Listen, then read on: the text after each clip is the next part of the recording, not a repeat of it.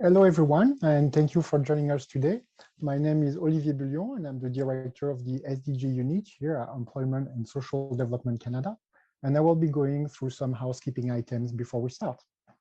During our event today, we will have the opportunity to hear from the Minister of Families, Children and Social Development, the Honorable Karina Gould, as well as 3 representatives from organizations funded through the SDG funding program. The event is presented with English and French simultaneous interpretation. You can switch between the 2 channels at any time to hear the language of your choice by selecting it at the bottom of the screen. L'événement d'aujourd'hui est présenté avec de l'interprétation simultanée en anglais et en français. Vous pouvez basculer entre les 2 canaux à tout moment pour écouter la discussion dans la langue de votre choix en la sélectionnant en bas de votre écran. It's now my pleasure to introduce our host for this event, the Honorable Karina Gould. Minister Gould is passionate about breaking down barriers for women, youth, and underrepresented groups. She's a member of Parliament for Burlington, Ontario. She previously served as the Minister of International Development and Minister of Democratic Institutions, and we now have the pleasure to know her as the Minister of Families, Children and Social Development, and the Minister leading the implementation of the 2030 Agenda in Canada. Welcome, Minister Gould, and over to you. Bonjour à toutes et à tous. Good afternoon, everyone, and thank you for joining us today for this side event. I would like to start by acknowledging that I am joining you from the traditional territory of the Haudenosaunee and Anishinaabe. As the Together Ensemble 2022 conference is coming to an end soon, I will take this opportunity to thank the University of Waterloo and the Sustainable Development Solutions Network Canada for organizing the conference with such a diversified program and insightful sessions.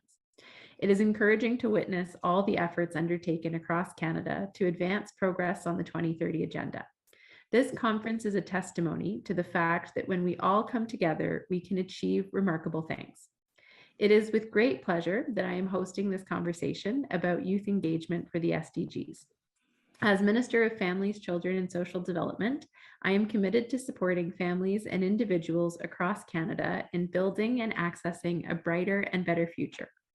L'un des aspects clés de mon mandat qui soutient cet engagement est de continuer à diriger la mise en œuvre de l'Agenda 2030 pour le développement durable. C'est un engagement à prendre des mesures audacieuses et concrètes pour bâtir un Canada plus sain et plus résilient où personne n'est laissé de côté. Young people around the world are stepping up to lead in ways towards a more sustainable future, the future that we want to see, and Canada is no exception.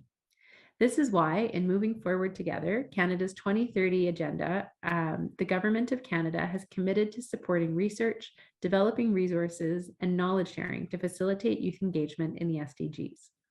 To deliver on this commitment, the SDG funding program supported a number of youth-led and youth-focused projects from coast to coast to coast. This allowed us to make sure that young Canadians' interests and opinions were represented and advocated for by empowering them to take action in a way that is meaningful to them. So in this spirit, I am pleased to welcome 3 guests from our current roster of SDG funding program recipients who will share more about the work they are doing to advance the SDGs in their communities. My first guest today is Jordan Smith, a program officer at the Atlantic Council for International Cooperation. Jordan is a young Indigenous woman born and raised in her traditional ancestral territory of Mi'kmaq. Passionate about Indigenous community development, Jordan is using two-eyed seeing as her guiding principle in her work focused on engaging diverse cultures, building strong relationships, and youth leadership to help Indigenous communities thrive. Jordan, can you start off by telling us a little bit more about yourself and the project that you're working on, please?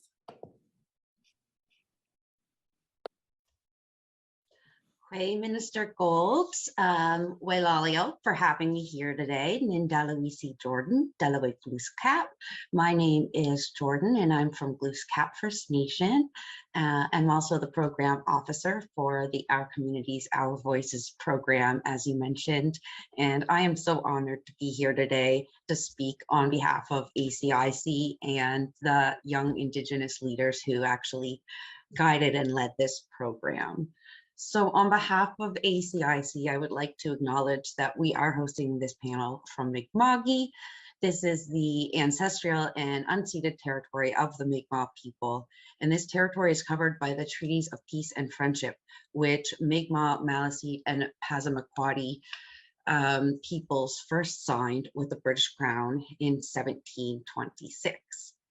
I would also like to extend my gratitude to the Together Ensemble 2022 conference and for Employment and Social Development Canada, as well as you, Honorable Gould, for giving us this opportunity to share our stories of passionate young people. I'm so impressed by the work that's also being highlighted by Change the Earth Alliance and the Apathy is Boring project. And it's a clear reminder of the impact young folks can actually have on local and global goals. I must also give a very special Wailalio thank you to the participants of the OCOV program, who really are true SDG champions, and they've made me so proud. So in the fall of 2021, a group of Indigenous women and Two-Spirit folks between the ages of 18 and 29 came together to gain skills, knowledge, and support systems to be advocates for their communities. So through a series of workshops, these participants built new relationships, engaged in peer-to-peer learning, and used the SDG as a framework to have those conversations. I'm so glad that my dog is behaving himself right now. Lovely to see a pet. So our participants identified some priority SDGs within their own community, and then they also considered how to play a more active role within global issues that matter to them. While Leave No One Behind continues to be a priority of Agenda 2030, Indigenous communities worldwide continue to lack engagement and consultation in the global SDG work. So solutions to address these issues, we feel, must be led by self-determining people in collaboration with their communities and our nations. So through the OCOV program, we aim to support this intersectional group of Indigenous women, girls, and Two-Spirit LGBTQ+ people to bring their voices to the forefront of these conversations. And we did that by providing a safe, nonviolent, and inclusive learning environment that was created around their needs of education. During their time in the OCOV program, the participants aimed to educate and empower Indigenous youth and their allies to be global citizens. So I thought that was very special that they identified that it wasn't just their young people, but that they really felt a connection with global youth. The vision is for Indigenous youth to have the knowledge, resources, and support to address the relevant issues to them. So through their work, we did gain a lot of insight into how to authentically foster and integrate Indigenous and local knowledge into our work, and also how to better connect with Indigenous youth and their communities in our work for Agenda 2030. So I really appreciate you hearing me speak. I hope you can feel the passion that I have for this project as someone who felt like I was connecting with my own communities.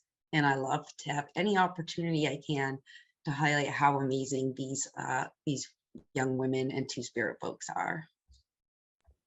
Oh, fantastic. Thank you so much, Jordan, for sharing that, a little bit about yourself and about the work that you're doing. And we absolutely could feel the passion emanating through the screen that you have for your work. So thank you so much for sharing that. And kudos to you for your smooth transition, despite a furry ear popping in to the camera. So thanks for that as well. My second guest is Maureen Jacques-Lacroix from Be the Change Earth Alliance. Maureen is an inspiring speaker, workshop facilitator, and environmental educator with over 15 years of experience delivering engaging sustainability programs for adults in community and workplace, as well as teachers and students in secondary schools. As the founding director of Be the Change Earth Alliance, she has encouraged thousands of individuals to make positive environmental behavior change by connecting big global issues to personal lifestyle choices. Maureen, I invite you to tell us more about yourself and the SDG project your organization is working on. I am Maureen Jacques-Lacroix, as you so graciously said, and I'm honored to be here. Thank you so much, Honorable Gould, for the work you're doing and sharing, hosting this session for us. I have a master's in eco-psychology, so a lot of our work is very much that way oriented, and I'm completing my PhD in socio-ecological education currently from Simon Fraser University. My father's lineage is from the Red River Valley in the Scottish Métis, and my mother's family is from Ukraine, and my prayers are with the Ukrainian people today as we share this presentation. Coming to you from the unceded territories of the Penellic people here on Galiano Island, and the home office for Be the Change Earth Alliance is in Vancouver on the unceded territories of the Tsleil-Waututh, Musqueam, and Squamish peoples. Be the Change Earth Alliance. Ça a été fondé il y a 17 ans, cette mission a été centrée. Schools for the last 12 years working with teachers. Our flagship program is the Student Leadership for Change, which creates lesson plans and action packs and workshops with students. The demographic, as you said, is in the secondary schools. It extends to middle school. We started off with 50 teachers in an iterative process, testing the materials in the classroom, and then 100 teachers the next year. We're now at 1,100 teachers, which Mais aussi pour l'école secondaire, le collège. Donc, nous avons testé certains matériaux à... So we take a integrated, holistic education approach. And this socio-ecological combination is a very place-based learning, helps our students meet the challenges of today. The modern era broke everything into parts, which of course was great for creating technology, planes and bridges, but the pre-modern wisdom traditions contain the bigger picture, which is very much needed to locate ourselves within. And of course, relational ethics live in the wisdom traditions. Our postmodern education needs to integrate the pre-modern and the post and the modern into this regenerative, life-sustaining worldview that we need to support the SDGs. Comment faire pour soutenir les ODD, les ODD? Donc, les jeunes ont de l'anxiété. C'est une pandémie, en fait. In order to build character and develop resilience to embrace the SDGs. In that regard, we take a heart, head, hand approach, which really engages people in a full spectrum. The action packs that I speak of start with global research, with a whole library of links that gives the cognitive background and information needed to understand these complex global issues. And then a local activity that grounds and connects that global to the local. This is really important so that we can see where we fit into this change process. Students collaborate in small groups of 2 to 3 and develop their dialogue skills and expand their worldviews in the process, because everyone has a different bead on all of this. Teachers facilitate the critical thinking process. We need to learn how to think, in fact, and not just to be given information to regurgitate. Each action pack has a list of relevant actions, and it's a full spectrum where the students can become fully engaged.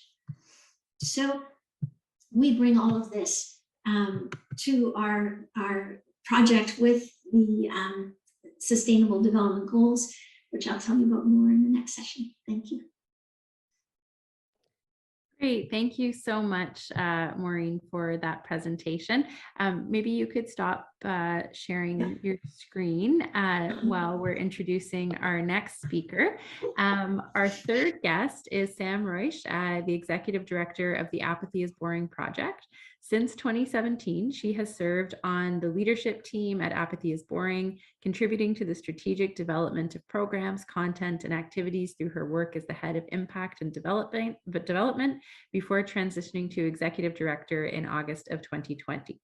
A passionate advocate for democracy and civic engagement, Sam is a respected commentator and educator who believes that the energy, insight, and innovative spirit of young people Et elle pense que les jeunes sont vraiment très importants pour pouvoir bâtir une société plus équitable. Et Sam, est-ce que tu peux parler un petit peu de toi et des choses que tu fais?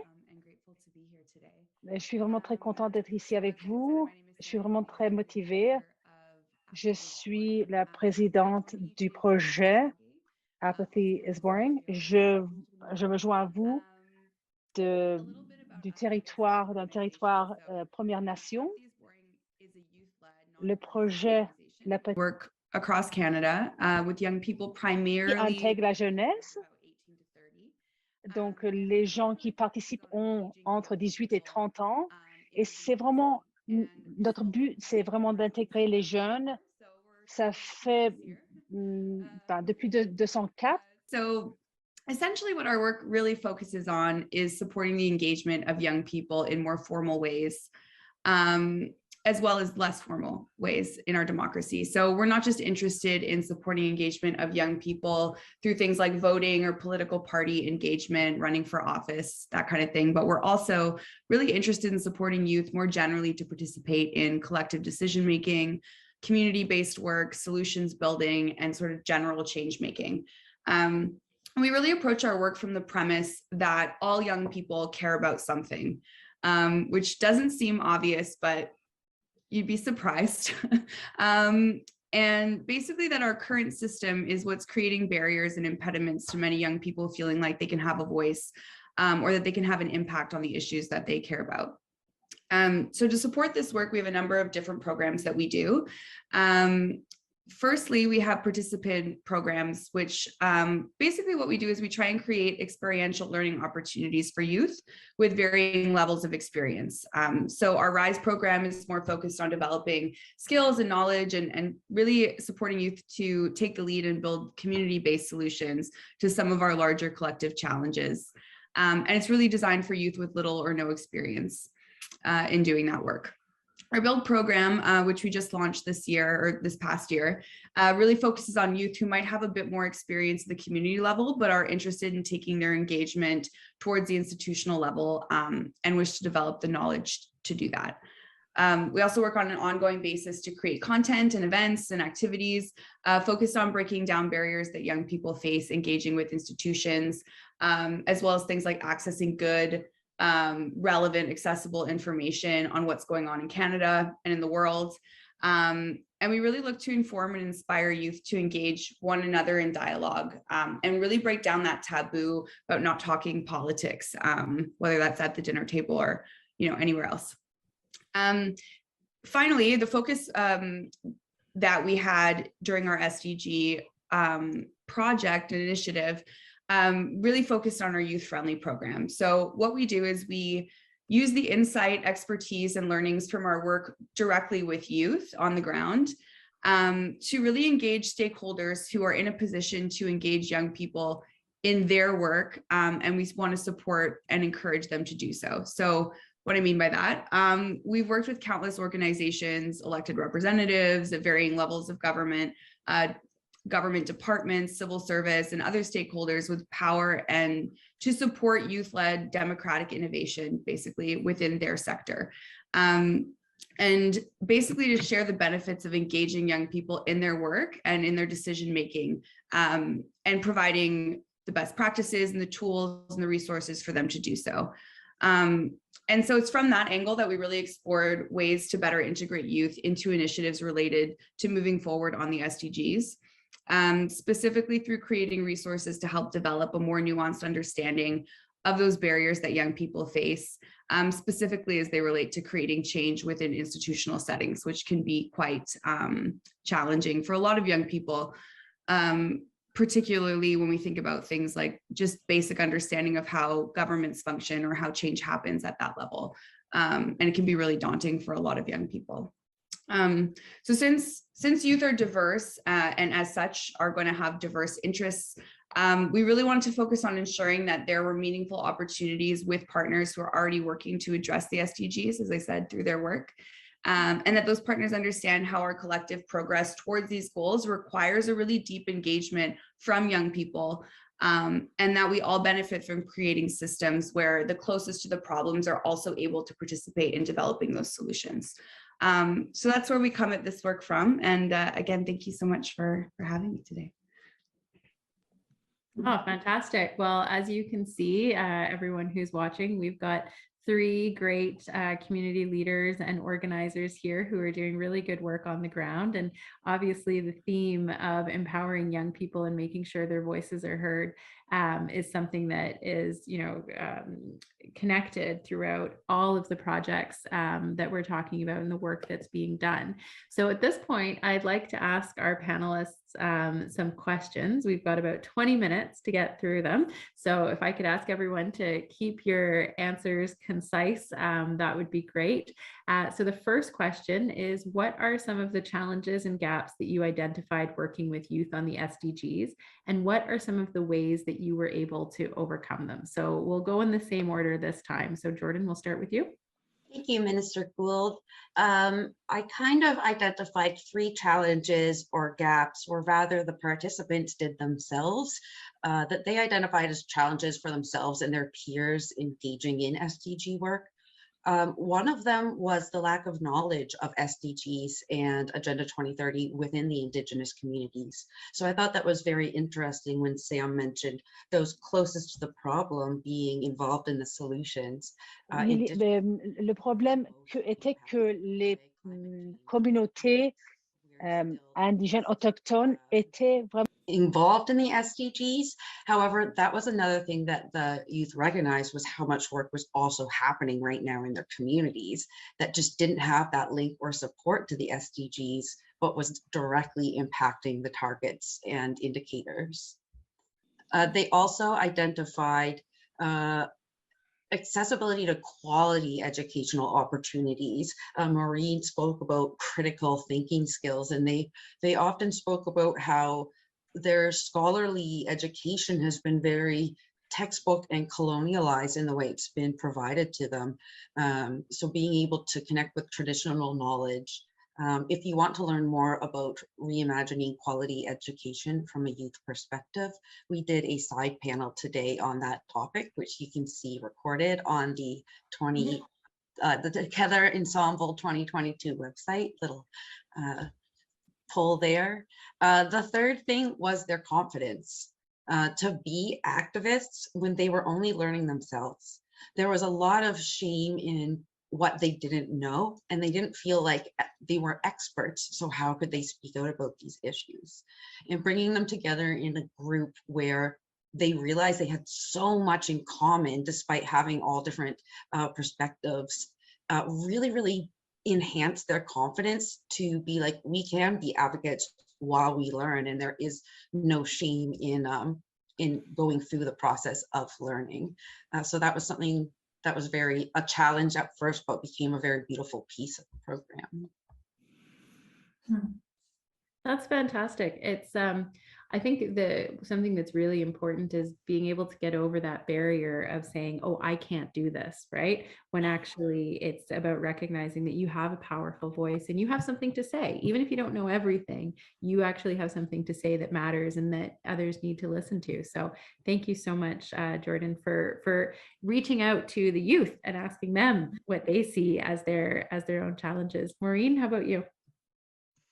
Okay, so hopefully I won't have technical difficulties this time. So one of the key issues that we saw was the complexity of the global issues, and trying to simplify those was really important. It can be hard for students when they're looking at big global issues to see where that they fit, and the local perspective is really important. And where does what they're doing make an impact? So students need to see a role for themselves in advancing truly global roles. And all of this is magnified when we're looking to address 17 goals. So we focused in on 6, and that was a really important part of our process. And we overcame the complexity issue by creating simple one-page primers on each goal so that the students could grasp it, and also 2-page primers for the teachers. We created lesson plans that focus on the key elements of those goals that had local relevance or were of particular interest to the students, and an action tracker that showed them actions that really were tangible and would make a difference and that mattered. The action packs then gave them an opportunity to go into specific issues within the goals and have a greater understanding, and they also had specific actions attached to it. This is just a quick sample of the PowerPoint that was created for the teachers in their introductory to the SDGs that was, focused on the number 13 climate action. That was a snapshot of targets. The other gap really that was addressed by the students was its seemingly lack of reference to Indigenous peoples and issues, and they were surprised to see that although although 17 goals are relevant for the Indigenous people globally, only 4 out of the 230 indicators explicitly mention Indigenous people. So they highly recommended looking at the UN Permanent Forum on Indigenous Issues that had suggested including the rights of Indigenous people in the 2030 agenda, making Indigenous people visible in the data. Pour pouvoir vraiment rendre les peuples autochtones plus visibles et s'assurer qu'ils participent, qu'ils et elles participent à certains événements. Donc, on a vraiment besoin d'avoir aussi Great, thank you, Maureen. I think one point that you highlighted that's really important is ils ont besoin de prendre une responsabilité. Donc, je voulais aussi dire que les ODD sont vraiment énormes et pouvoir vraiment les simplifier et pouvoir se demander comment est-ce que moi je peux contribuer, comment est-ce que moi je peux faire ma part. Sam, je te passe la parole. Donc, je pense que vous comprenez bien qu'on travaille avec les jeunes. Je n'ai pas vraiment beaucoup à dire, à ajouter en fait. Donc, je crois que les compétences et vraiment le savoir, nous voyons vraiment être une barrière. And a lot of young people don't receive a really, what I would call like practical civic education. So a lot of young people don't know how change happens at that level. What are the mechanisms? Who does what? They really feel like Jordan was saying, a lot of shame around like not having that knowledge. But it even comes down to things, especially if you're coming from community without a lot of representation at that level, and also have that lack of experience. It comes down to things like norms and practices and language and like all these things, how to even be in that kind of space. So a lot of what we do is really focused on trying to address some of those things and create, as I said, that experiential learning so that those young people can be there, but also relaying in this context to people who work in that space what some of those issues are and what they feel like for a lot of young people so that they can support that learning process. And also, I think similarly, as Maureen noted, the SDGs are huge goals. Like they can really feel sort of abstract if you're thinking about like, how do I address this big thing that we're trying to end poverty, or we're trying to like, these are big statements. And I think that's necessary that they are. But they can be really challenging to digest, again, particularly for youth with very little experience. So I feel that any work in this area really needs to clearly communicate milestones, how we're going to get there, what is the sandbox that we're working in, what are those key indicators in a more tangible way.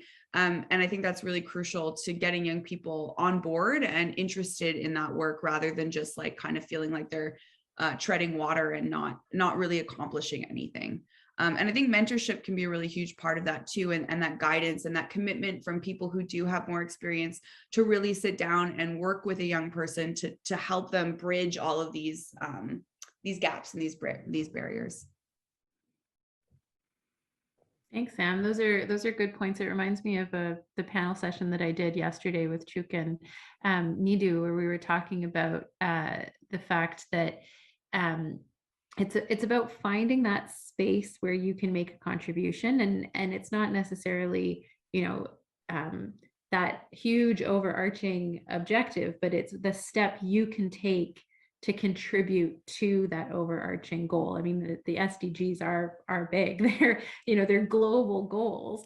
But at the same time, each of those SDGs has kind of sub indicators, right? And how do you bring that down to a local level?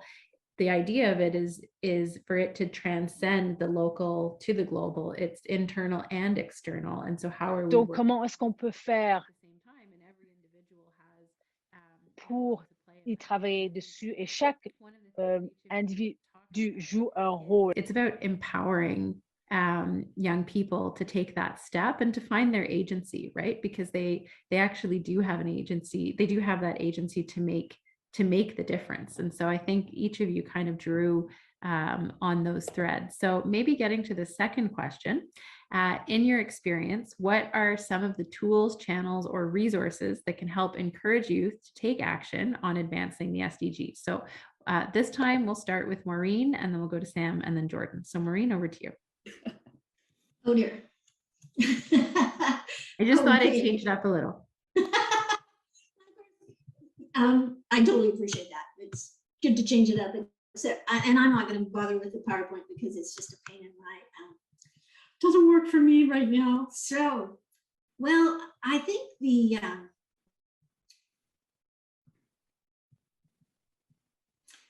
tools, channels, and resources that can help the youth. I suggest working within the school system, because that is where the community of youth gather and interact, and to use your considerable influence to approach the ministries of education in each province of Canada, so that they'll prioritize the inclusion of the SDGs in the curriculum guidelines they provide to teachers. Without this policy change, it's very difficult for teachers to carve out the time required to address the goals in a satisfactory and engaging way. I also really appreciate that you are working with grassroots organizations such as you brought forward here today, because we have a good understanding of our constituency, the youth, and also the organizations that work with them. In our case, it's taken a lot of years to figure out the education system, but it really can be effective to have a top-down and a grassroots bottom-up approach if we want to create the kind of shift in the system that will embrace the whole purpose of the SDGs. And so then working with the teachers unions would be another great opportunity to engage more key players in this process that can support youth. And I think, creating resources such as we've done that makes it a little easier to engage with is a really important part. And but I want to really thank everyone who's been involved with bringing the SDGs forward, because they are essential and important as we move forward. Thank you. Great, thanks, Maureen. Okay, Sam, how about you?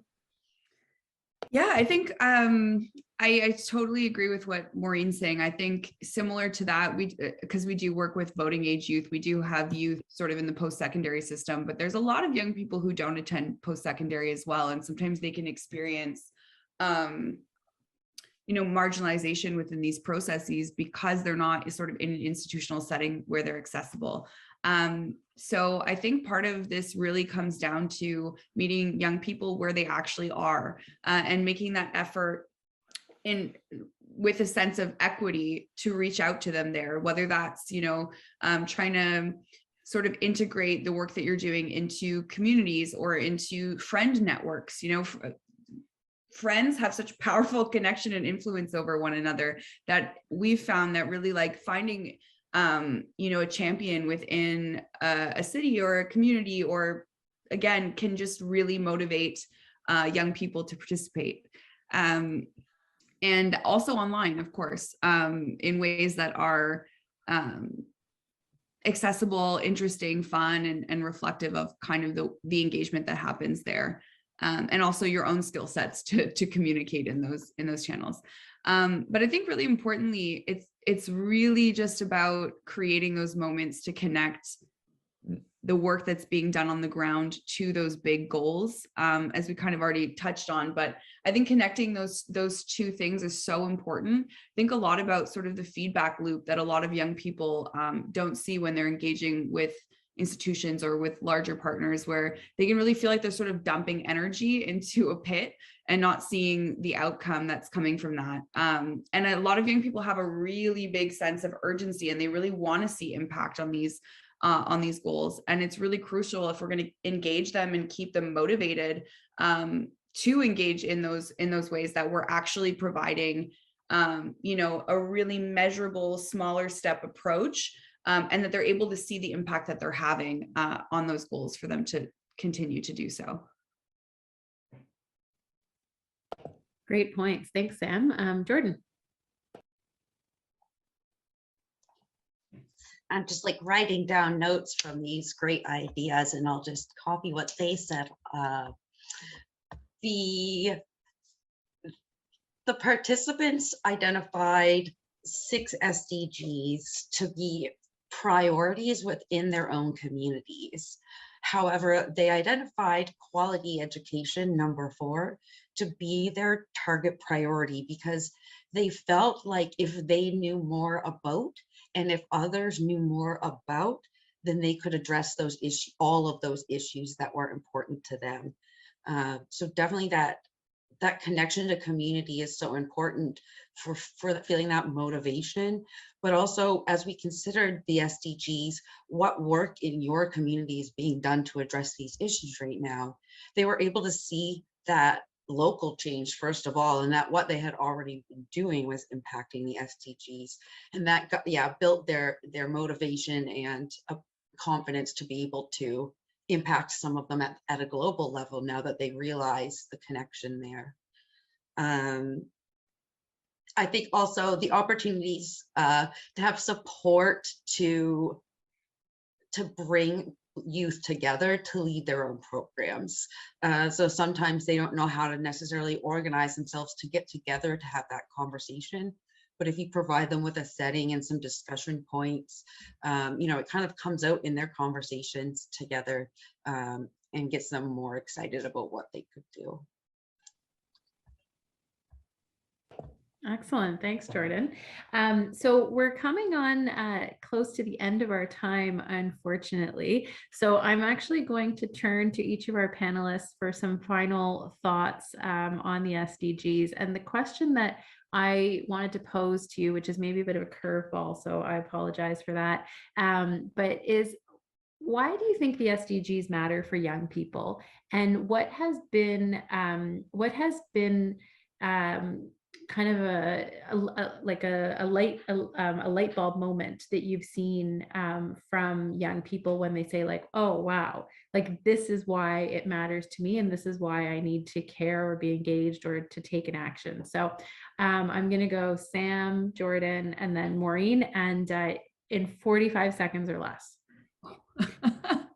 Okay, challenge accepted. I think that honestly, I feel like light bulb moment and what they mean. Honestly, I think that these are huge issues that most young people, like anyone could read these and be like, yeah, I get behind this. I think what's important about the SDGs, and I think where the challenge lies for a lot of young people, again, is just that there's such a lack of trust for so many young people in our collective ability to make progress on these things.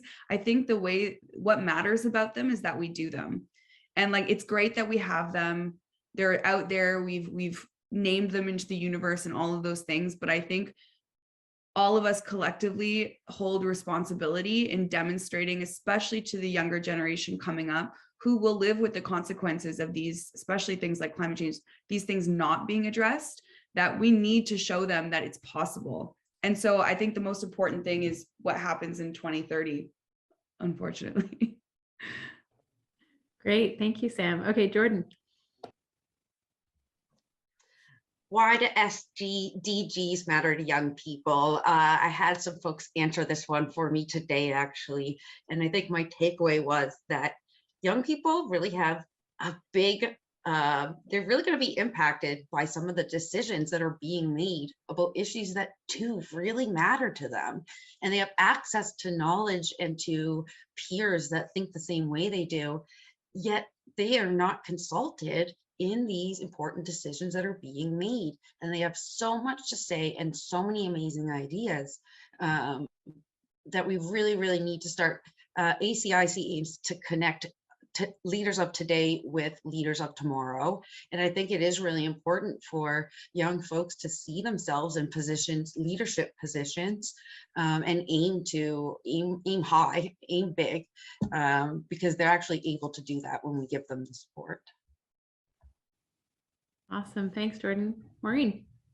Thank you, Sam and Jordan. I echo all that had been said. I think our youth care desperately. This is their future that is at stake. And I even hate hearing 2030 because it's 2022 and we need to act now. And they want to see action now.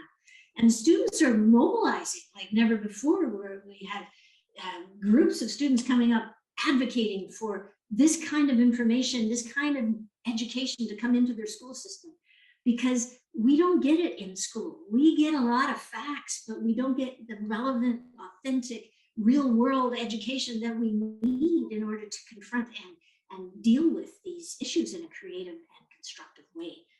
So boy, they care so much.